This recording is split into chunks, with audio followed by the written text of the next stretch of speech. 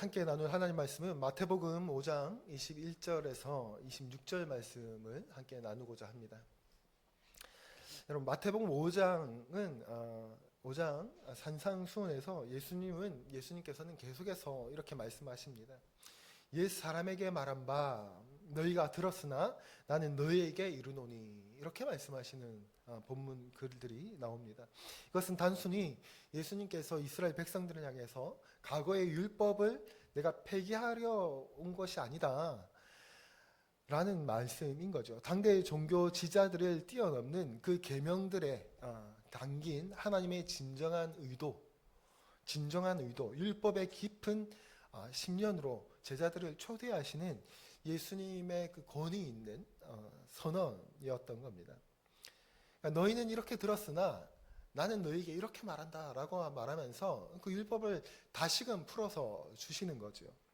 오늘 본문에서 예수님은 제6계명인 살인하지 말라는 말씀을 다루고 계십니다.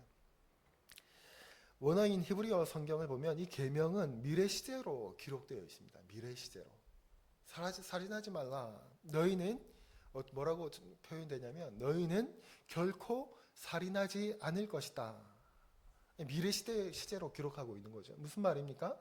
즉 지금 너희들 눈앞에 있는 유대인들에게만 너희는 살인하지 말라라고 말하고 있는 것이 아니라 앞으로 예수님 이후에 우리 모든 세대들을 향해서 모든 시대를 관통하는 하나님의 명령이다라는 겁니다. 너희는 결코 앞으로도 살인하지 않을 것이다. 살인하지 않아야 한다.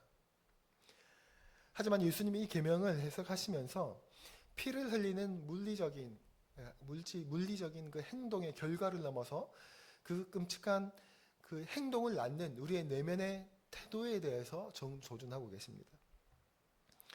그러면 살인은 어디에서 시작됩니까? 물리적 살인은 어디서 시작됩니까?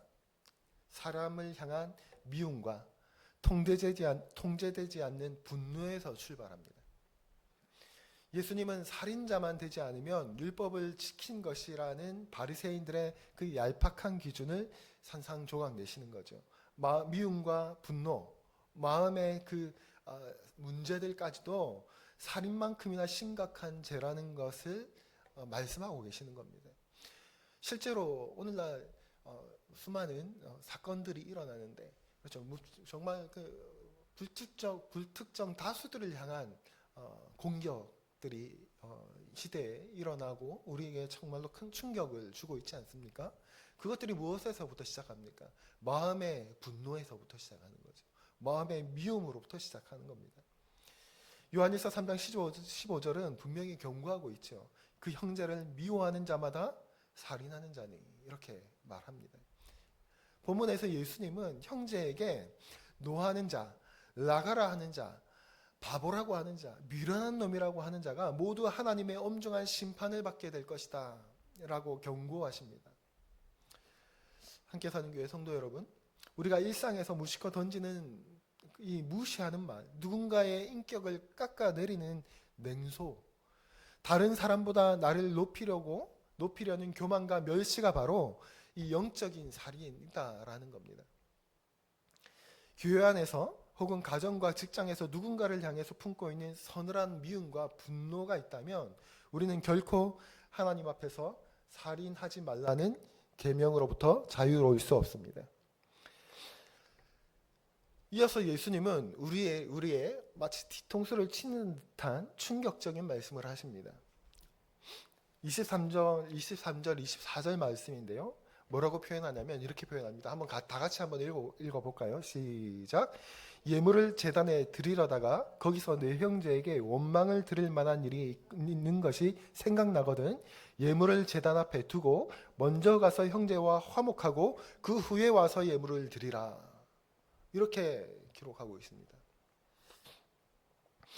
당시 이스라엘 제자들은 갈릴리 사람들이었습니다. 이들이 예루살렘 성전 제단까지 나아가 예물을 드리는 것은 130km가 넘는 먼 길을 어떻게 갑니까? 걸어가야 했던 길입니다. 물론 나귀를 잠깐 탈 수도 있겠죠. 오늘날처럼 KTX를 타고 그런 것이 아니죠. 걸어서 그 긴 거리를 걸어서 1년에 한두 번 있을까 말까한 엄청나게 거룩하고 중요한 예배의 순간이었습니다. 지금 여기에 이 말씀을 하시는 여기서 말씀하고 있는 예배는 그 자기가 살고 있는 지역에서 제 지역의 제사장들에게 나아가서 제물을 드리고 제사 지내는 그 제사를 말하고 있는 게 아니에요. 1년에 한번 온 민족 이스라엘 백성들이 예루살렘 성전에 모여서 드리는 그 예배를 말씀하고 있습니다. 얼마나 중요한 일입니까? 그 긴 거리를 걸어서, 그리고 1년에 한 번 있을까 한 그 중요한 예배 참여해서 예배를 드리는 그 결정적인 순간에 누군가에게 상처 준 일이 있으면, 생각나면 멈추라, 이렇게 말하는 거예요. 그러면 우리는 어떻습니까? 저는 이렇게 말할 것 같아요. 하나님, 이 예배가 얼마나 중요하고 거룩합니까? 얼마나 지금 중요한 순간입니까? 일단 예배부터 경건하게 드리고 사람들과의 문제는 나중에 천천히 좀 그 다음에 해결하겠습니다. 이것이 우리의 답변 아니겠습니까? 그러나 예수님께서는 단호하시죠. 두고 먼저 가서 화목하고 오라는 것입니다. 하나님은 깨어진 관계를 방치한 채 종교적인 열심으로 덮어보려는 우리의 예배를 받지 않으시겠다는 무서운 경고인 거죠. 형제를 향해 다친 마음으로는 결코 하나님을 향해 나아갈 수 없다라는 겁니다. 그러면 이 화해는 어떻게 해야 하는 겁니까? 내가 먼저 손을 내밀었는데 상대방이 콧방귀를 끼면서 거절하면, 그러면 하나님 보셨죠? 저는 할 만큼 했습니다 하고 돌아와서 예배를 드리는 거죠. 그런데 이걸 화해를 한 겁니까? 그러면 저쪽에서 콧방구를 딱 끼고 나는 화해를 시도했고 저쪽에서 거절했습니다. 그러면 이게 관계가 화목해진 걸까요? 화목하라고 하셨는데, 우리의 고민이 여기 있지 않나 하는 생각도 듭니다. 정말 내가 저쪽이 90% 잘못하고 나는 10% 잘못했는데 내가 먼저 다가가서 화해를 요청하는 것, 이것도 쉽지 않은 일인데 저쪽에서 거절했습니다. 그러면 할 만치 다 한 거 아닌가 하는 생각들을 하지 않나요? 저도 그렇게 생각할 것 같아요. 그런데 오늘 본문 24절에 화목하고라는 단어는 원래 어떤 의미냐면 지속적으로 화해를 시도하라 라는 의미를 가지고 있다고 합니다. 그러니까 한번 툭 찔러보고 마는 것이 아니라는 거죠. 지금 그렇게 가서 화목하라고 말하고 있는 것이 아니라는 거죠. 관계가 회복될 때까지 포기하지 말고 뭐 어떻게 하라는 겁니까? 다가가라라는 명령입니다. 화해를 계속해서 시도하라는 거죠. 참으로 부담스럽고 고통스러울 수 있는 명령입니다. 심지어 아까 말한 것처럼 내 잘못이 10%고 상대방이 90% 잘못인 정말 객관적인 상황에서도 억울함을 상펴야 할 때가 있습니다. 이 갈등을 푸는 책임이 누구에게 있다는 겁니까? 덜 잘못한 사람에게 그 책임이 있습니까? 우리의 기준으로 보면 절대 아니죠.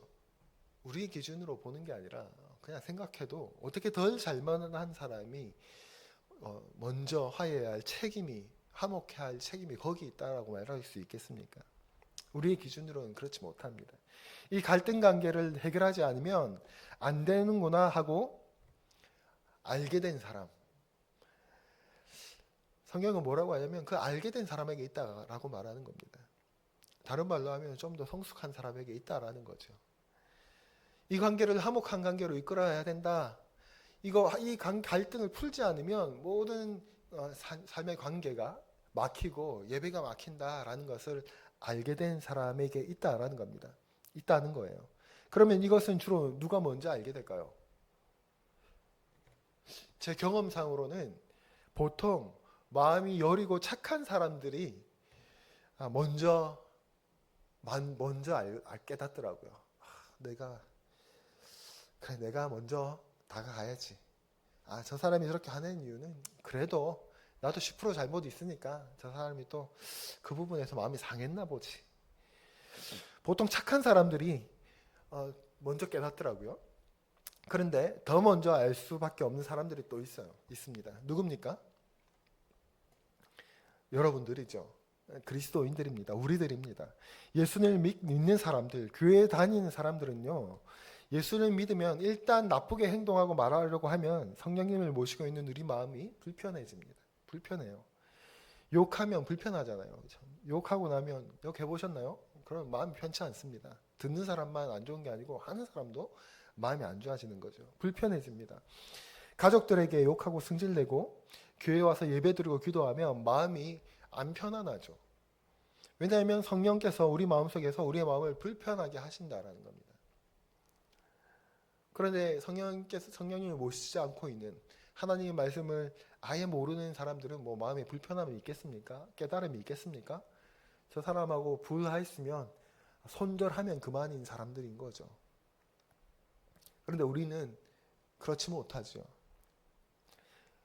그리고 또 왜 믿는 사람들은, 교회 다니는 사람들은 사람들이 뭔지 알게 되냐면 하나님 말씀을 지금 여러분들이 듣고 있는 것처럼 이렇게 대놓고 듣고 배울 수밖에 없는 위치에 있기 때문에 그렇습니다. 화해해야 한다. 화목해야 한다. 하나님께서 말하는 화목은 계속해서 화해를 시도하는 것이다 라고 대놓고 배우고 듣잖아요. 뭐 어떻게 모를 수가 있겠습니까? 먼저 찾아가서 한번 툭 하고 화해하고 안 받으면 마는 것이 아니라 지속적으로 우리가 먼저 시도해야 한다고 배우고 있잖아요. 안 하면 심판받는다 배우잖아요. 알 수밖에 없습니다. 다시 말하면 성령을 모시고 진리를 먼저 깨달은 자, 바로 우리 그리스도인들이 그 책임을 가지고 있다라는 거예요. 우리가 예수님을 믿고 성령님이 우리 안에 거하시면 우리는 누군가를 미워하고 상처를 준 채로는 결코 평안할 수 없습니다. 성령께서 우리의 마음을 찌르시고 불편하게 하시기 때문입니다. 여러분, 상대방은 굳이 굳게 마음을 닫고 안 받아주는데, 심지어 내 잘못도 아닌데 내가 먼저 다가가서 지속적으로 화해를 시도해 보신 적이 있으십니까?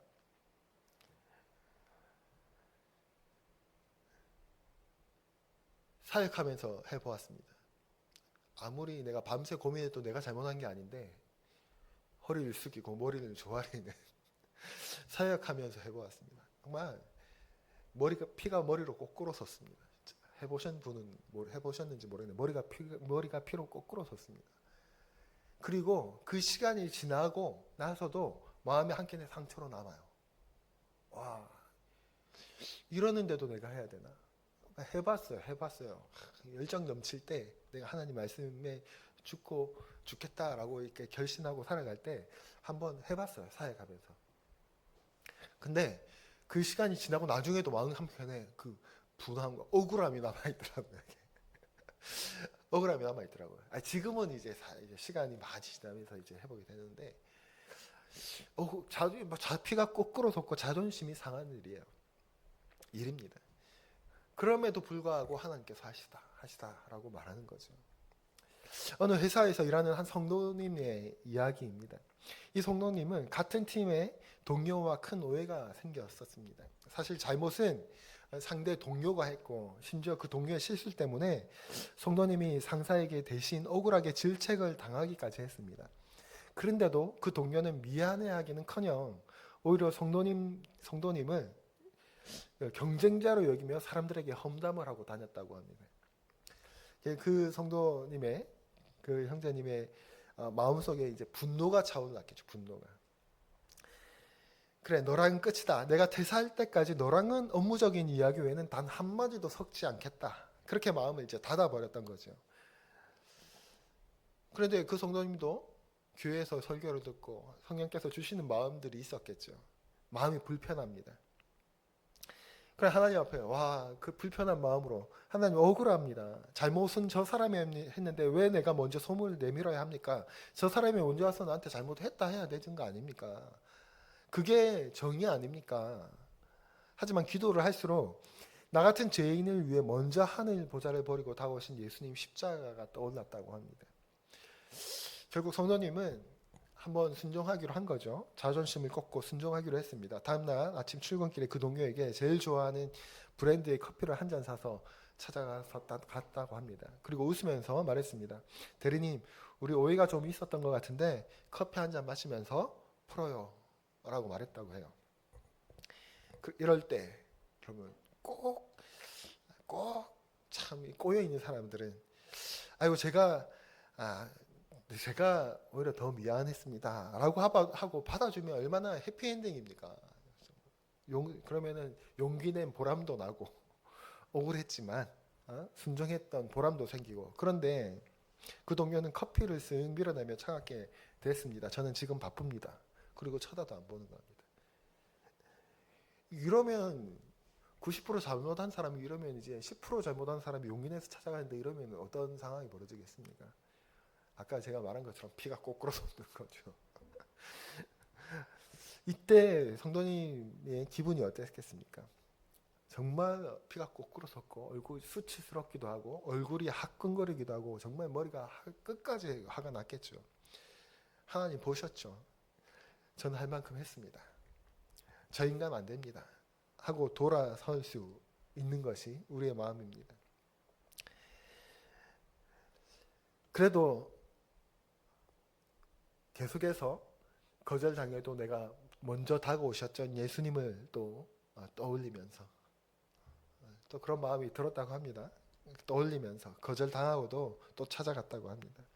그 성도님 포기하지 않고 찾아갔다고 합니다. 그 다음 날도 웃으면서 인사했고 그 동료가 업무로 곤란에 처했을 때 뒤에서 조용히 도와주기도 했다고 합니다. 냉랭한 반응이 돌아와도 하나님이 나를 참아주신 것처럼 계속해서 평화의 손길을 내밀었다고 합니다.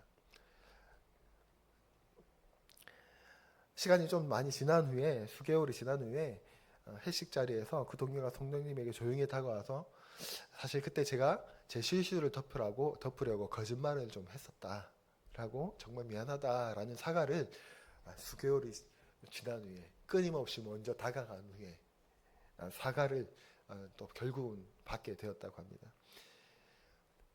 그러니까 끊임없이 다가오는 그 성도님에게 그래도 어떻게 그렇게까지 나한테 할 수 있냐라고 미안하다라고 말할 때 그 성도님은 제가 예수님께 빚이 많이 진 사람이 살았어요 라는 표현을 했다고 해요. 예수님, 여러분 이것이 오늘 예수님께서 말씀하신 화목하고의 진짜 의미인 거죠. 화목하고의 진짜 의미.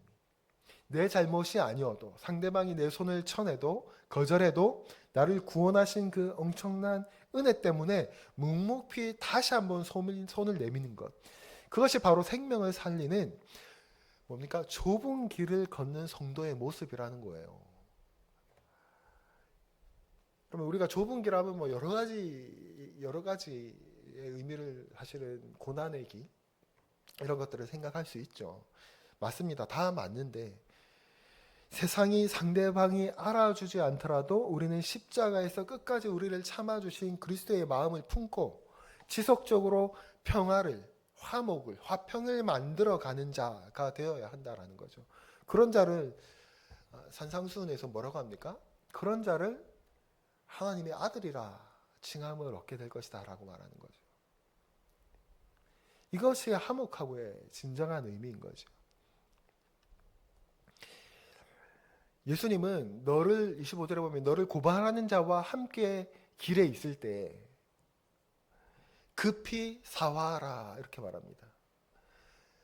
그 고발하는 자가 너를 재판관에게 내어주고 재판관이 옥리에게 내어주고 옥에 가둘까 염려하라.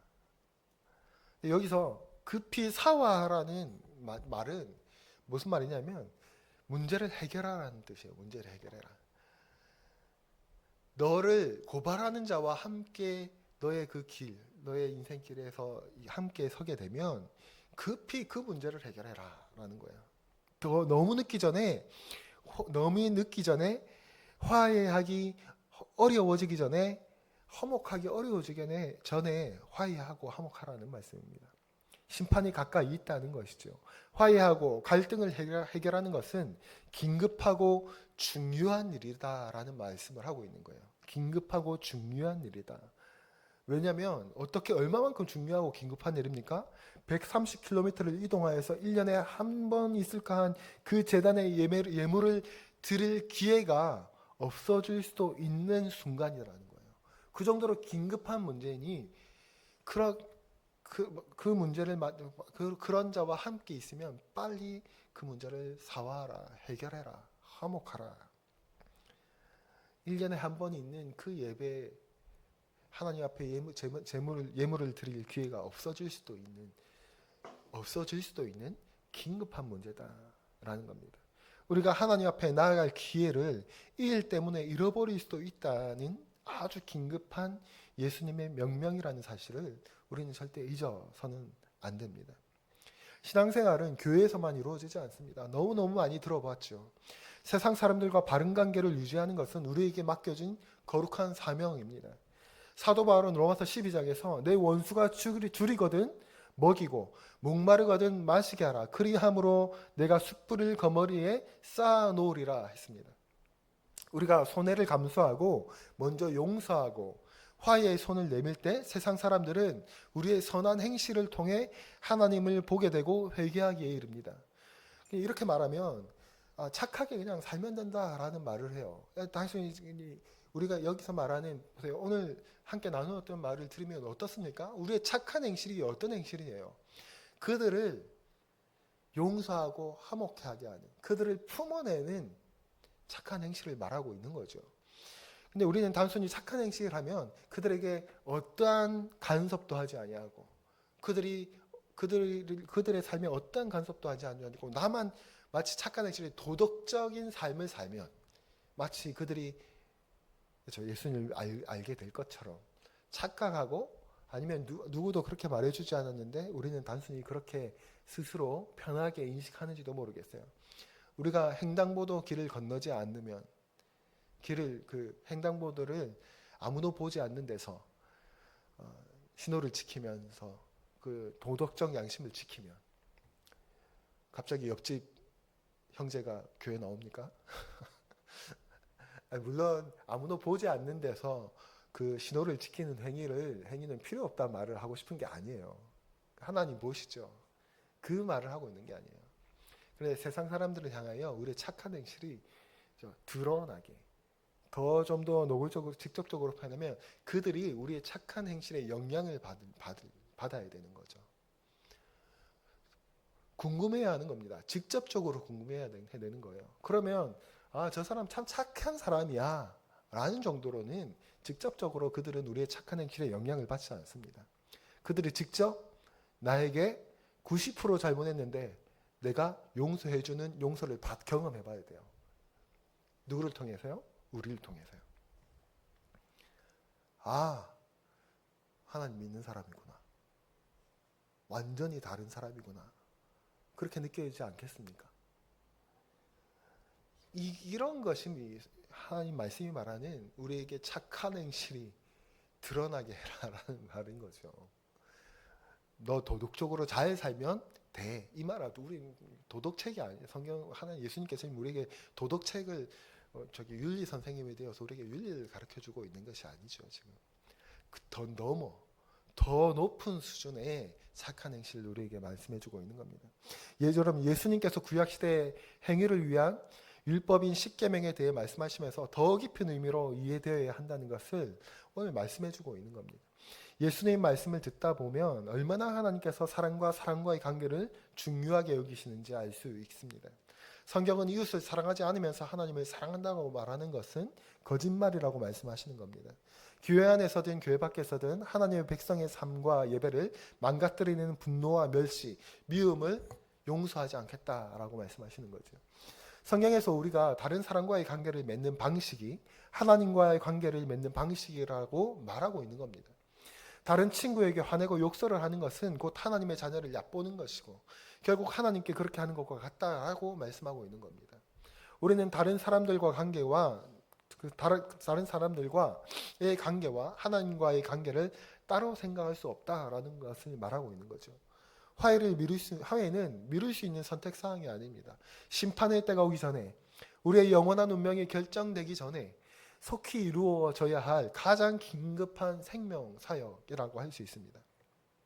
함께 사는 교회 성도 여러분, 예수님께서 왜 이토록 타협없이 형제를 향한 분노와 멸시를, 죄를 엄중하게 경고하셨겠습니까? 한순간의 분노와 쏟아내는 비난의 말들이 하나님이 핏값으로 세우신 교회와 우리의 가장 소중한 가정을 산상조각 낼 수 있기 때문에 그렇습니다. 분노는 우리의 삶의 공동체에 넘을 수 없는 장벽을 세웁니다. 주님은 이 장벽을 결코 방치하지 말라라고 말씀하고 있는 거죠. 우리가 왜 다른 사람을 무시하고 비난하고 정죄합니까? 그 뿌리에는 나는 너보다 낫다는 지독한 교만이 숨어 있습니다. 함께 한번 곰곰이 생각해 보십시오. 지극히 거룩하신 하나님 앞에서 감히 누가 누구보다 낫다라고 고개를 빳빳이 들 수 있겠습니까? 우리는 모두 하나님의 긍휼이 아니면 당장 멸망할 수밖에 없는 철저히 낮고 연약한 존재들입니다. 도토리 키재기일 뿐인 거죠. 내게 다른 사람보다 뛰어난 구석이 있다면 그것은 남을 짓밟고 멸시하라고 주신 것이 아닙니다. 나의 약함을 누군가 채워주고 주어야 살 수 있듯이 나 역시 형제의 연약함을 돕고 품어주라고 주신 거죠. 이것이 하나님께서 우리에게 원하시는 진짜 삶의 모습입니다. 오늘 본문에 등장하는 너를 고발하는 자는 단순히 교회 안의 형제만을 말하는 것이 아닙니다. 우리가 세상에서 만나는 불신자들, 때로는 직장과 일터에서 나를 억울하게 하고 괴롭히는 사람들을 모두 포함하고 있습니다. 왜 우리는 불신자들과도 바른 관계를 유지하며 손해를 봐야 할까? 예수님께서 원수를 사랑하라 하셨기 때문에 그렇죠. 성경은 우리가 억울함을 참고 선대할 때 그것이 원수의 머리 위에 숯불을 쌓아두는 것과 같다라고 말하고 있습니다. 우리의 선한 행실과 십자가의 사랑을 통해 그들의 양심이 부끄러움을 느끼고 결국 하나님께로 돌아와 회개하게 만드는 것. 이것이 우리가 불신자들을 품어야 하는 궁극적인 이유인 거죠. 함께 사는 교회 성도 여러분, 우리는 중대한 결단의 기로에 서 있다라고도 할 수 있습니다. 내 마음속에 있는 미움의 장벽, 교만의 장벽을 그대로 둔 채 거짓된 평화를 누려서는 안 됩니다. 아니면 십자가의 은혜를 의지하면서 그 장벽을 깨트리고 먼저 섬을 내미는 노력이 우리에게 있어야 한다라는 거죠. 직장 동료에게나 가족에게나 또 부모에게나 자녀에게나 남편에게나 아내에게나. 참 주위에 보면은 가정 가운데서 상처가 많아서 가정 부모님과 자매님들 같은 경우는 제가 봤을 때는 모두가 그런 건 아니겠지만 제가 본 자매님들은 좀 아버지와 관계가 불편하신 분들이 생각보다 많더라고요. 형제들도 마찬가지고. 형제들과 그렇죠. 어떻게 해야 된다는 겁니까? 화평하고 화목해야 되는데 누가 해야 된다고요? 이 하나님 말씀을 듣고 깨닫고 하나님 주시는 마음이 있는 사람들은 어떻게 해야 된다고요? 먼저 섬을 내미셔야 한다는 거죠. 어떻게 해요? 지속적으로. 한 번 한다고 해결될 문제가 아니죠. 우리 인간사의 갈등과 장벽은 직장 동료와 친구와의 오해는 한 번에 풀릴 수도 있겠지만 우리 가족 깊은 오랜 시간 쌓아져 있는 장벽을 허무는 일은 지속적인 화해가 필요합니다. 바라기는 오늘 이 예배를 마친 후 우리의 가정에서, 직장에서, 그리고 우리 교회 안에서 먼저 다가가 화해를 시도하는 피스메이커들이 되시기를 바랍니다. 십자가의 좁은 길을 걸어감으로 죽어가는 영혼들을 살려내는 저와 여러분들이 되시기를 주님의 이름으로 간절히 축원합니다. 기도하겠습니다.